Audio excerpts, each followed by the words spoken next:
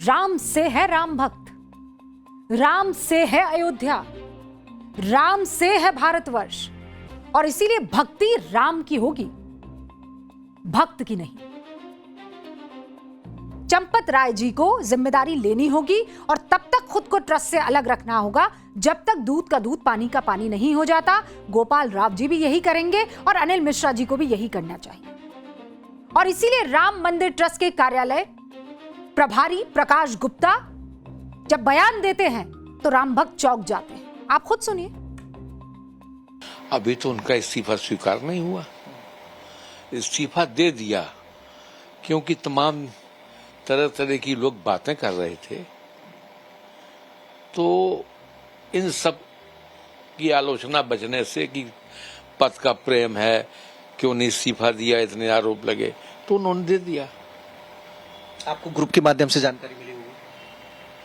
नहीं, मुझे तो मैं ट्रस्ट में कार्यालय बैठता हूं तो मुझे जानकारी नहीं होगी।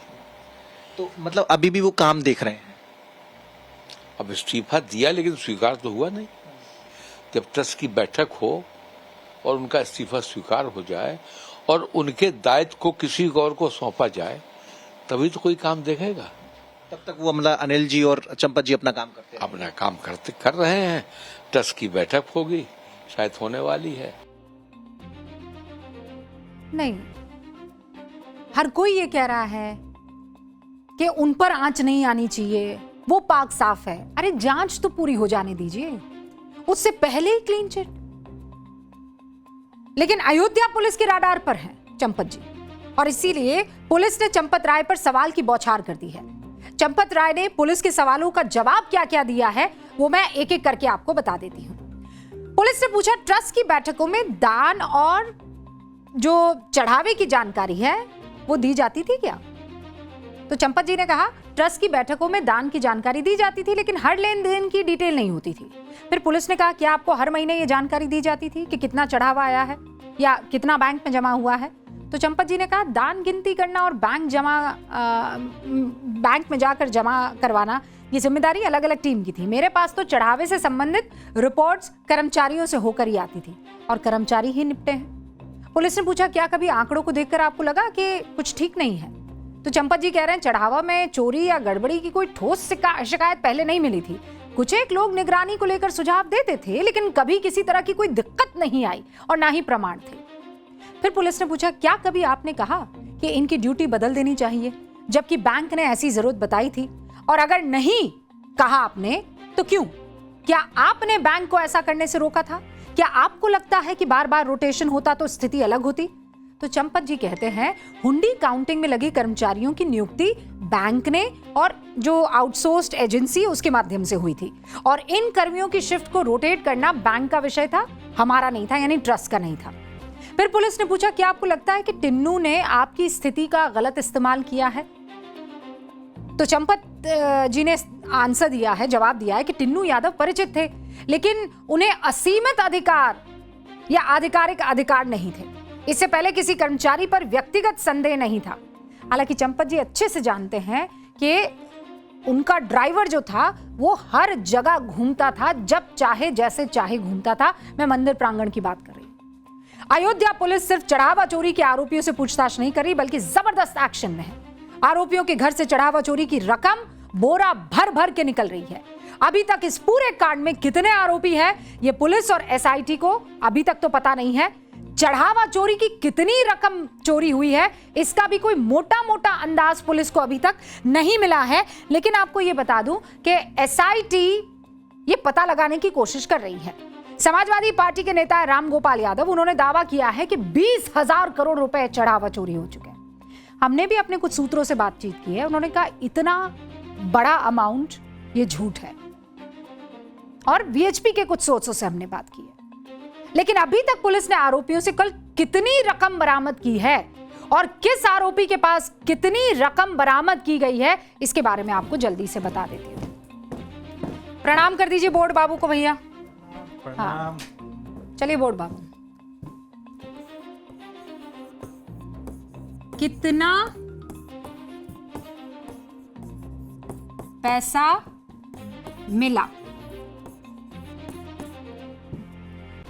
ठीक है, आरोपी नंबर 1, ठीक है। अच्छा, पहले ये बता देती हूं कितने आरोपी जानते हैं आप लोग? आरोपी हैं टोटल 7। एक आरोपी अज्ञात है, उसका नाम नहीं है, आरोपी है 7। 80,85,000 ये क्या है? ये टोटल अमाउंट मिल गया है। टोटल अमाउंट मिला है 80,85,000।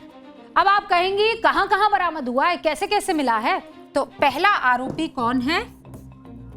अविनाश शुक्ला, ठीक है।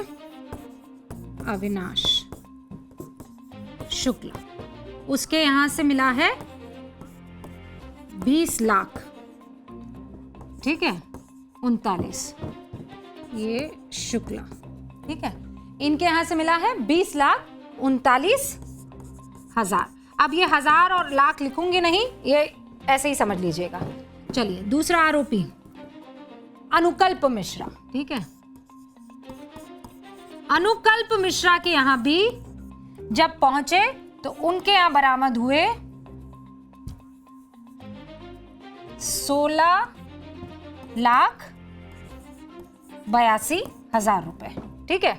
फिर आइए तीसरा, रमाशंकर मिश्रा। रमाशंकर के यहां से मिला 7 लाख रुपया, ठीक है, और कुछ 32,000। हाँ, 32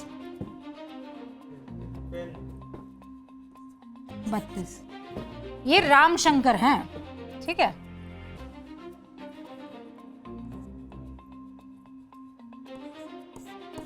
रामशंकर, ठीक है। इनके यहां से लगभग मिला है 7 लाख। चौथे आरोपी हैं टिन्नू यादव। अब टिन्नू यादव के यहां पता है आपको कितना मिला है? और ये तो गजबी आदमी है। टिन्नू यादव ने तो टिन के बक्से में पैसा छुपा रखा था। टिन्नू यादव के यहां से 1 लाख रुपया बरामद हुआ है, लेकिन छुपाया इस तरीके से कि ढूंढने में टाइम लग गया। 1 लाख रुपया। और ऐसे करके 3 और आरोपी हैं जिनके पास, मनीष कुमार यादव के पास लगभग 2 लाख रुपए बरामद हुए। फिर आरोपी नंबर 6 है करुणेश पांडे, उसके यहां पर 18 लाख रुपए। अब इसे कहां लिखा जाए, चलिए क्लीन कर देते हैं। आरोपी नंबर 4 करुणेश का रुख करते हैं। 2 बता चुकी हूं, करुणेश, इसके यहां से कितना रुपया मिला है? लगभग 18 लाख। ये लोग कौन है आगे आप जानेंगे, ठीक है। करुणेश के यहां पर 18 लाख, लवकुश मिश्रा है 14 लाख,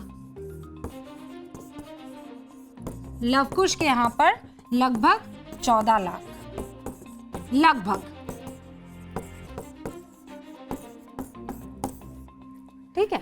अब इन सारे के सारे ये जो बरामद हुए पैसे हैं और ये चंदा चोरी हो रही है, इस पर बड़े बड़े बयान दिए जा रहे हैं। अब तक जो रिकवर हुआ है वो मैंने आपको बता दिया है, लगभग 80 लाख रुपया है, लगभग ये बरामद हुआ है। क्या कह रहे हैं राजभर, उनको सुनिए आप।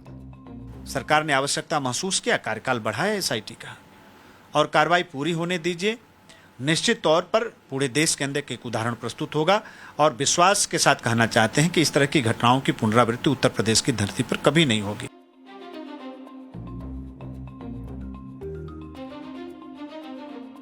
अब भाई बड़ा सवाल यह है कि चढ़ावा चोरी एक के बाद होती चली जा रही थी, 81 लाख रुपए बरामद हो गए और वो खुद से बरामद नहीं हुए, बल्कि इस रकम के बारे में एक दूसरे आरोपी ने पुलिस को बताया कि मैंने इतना पैसा यहां छुपाया है, वहां छुपाया है।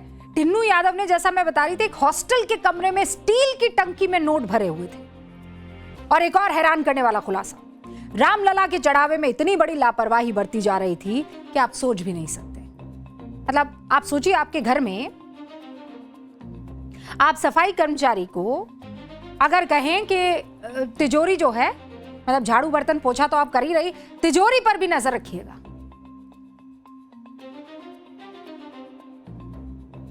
सफाई कर्मचारी वहां पर जो नौकरी पाए हुए थे, उनसे कहा जा रहा था। राम मंदिर के चढ़ावा गिनती में ऐसे लोगों को ही लगाया गया था जिन्हें उस काम का कोई एक्सपीरियंस नहीं था, मतलब जिसका काम उसी को सूट करता है ना। लेकिन उसके बावजूद आप हैरान हो जाएंगे सुनकर कि राम मंदिर में साफ सफाई का काम करने वाले हाउसकीपिंग स्टाफ के 6 कर्मचारी चढ़ावे की गिनती कर रहे थे। पुलिस ने उन सभी 6 कर्मचारियों को गिरफ्तार कर लिया। ये सभी सफाई कर्मचारी वाराणसी के सैनिक security services private limited company के थे। इस कंपनी ने राम मंदिर में 22 लोगों को हाउसकीपिंग सर्विस के लिए भेजा था, लेकिन इनमें से 6 कर्मचारियों को चढ़ावा गिनती में लगा दिया गया। पता चला कि इस कंपनी के जो अयोध्या ब्रांच के चीफ मैनेजर हैं, उन्होंने सभी 22 कर्मचारियों की सिफारिश कर रखी थी और इसी चीफ मैनेजर ने लिखित में 22 कर्मचारियों के नाम अपनी एजेंसी को भेजे थे, जिसके बाद एजेंसी बगैर सत्यापन के ही सभी 22 कर्मचारियों को रिक्रूट कर देती है, अयोध्या राम मंदिर भेज देती है। अब सिक्योरिटी एजेंसी कंपनी ने कहा कि बैंक की जिम्मेदारी थी कि उनसे हाउसकीपिंग का काम करवाया जाए। यह कंपनी 8 राज्यों हाउसकीपिंग सिक्योरिटी और कैश लॉजिस्टिक सर्विस 8 राज्यों में दिया करती थी। और फिर मैं कह रही हूं, जिसका काम है वही करेगा ना। एकदम क्लियर बात है ना। अब अचानक आप कहें नहीं रूबिका जी कैमरा आप संभालेंगे और जो कैमरा के पीछे हैं वो आकर एंकरिंग करेंगे। जिसको जिस काम के लिए रखा गया है वो काम वो करेगा। लेकिन आपने ठीक उल्टा कर दिया। जो वहां पर सफाई कर्मचारी जो जिस पोस्ट पर रखे गए थे, जिस काम के लिए रखे गए थे, वो चंदा जो चढ़ाया जा रहा था उसकी काउंटिंग कर रहे थे। मतलब चढ़ावा चोरी कांड का देखिए क्या क्या पहलू निकल कर आ रहा है। और इसी राजनीतिक फायदे के लिए पूरा इंडी गठबंधन एक्टिव है। और क्यों नहीं होगा। कांग्रेस, समाजवादी पार्टी, शिवसेना, यूबीटी, आम आदमी पार्टी हाथ धोकर बीजेपी के पीछे पड़े हुए हैं।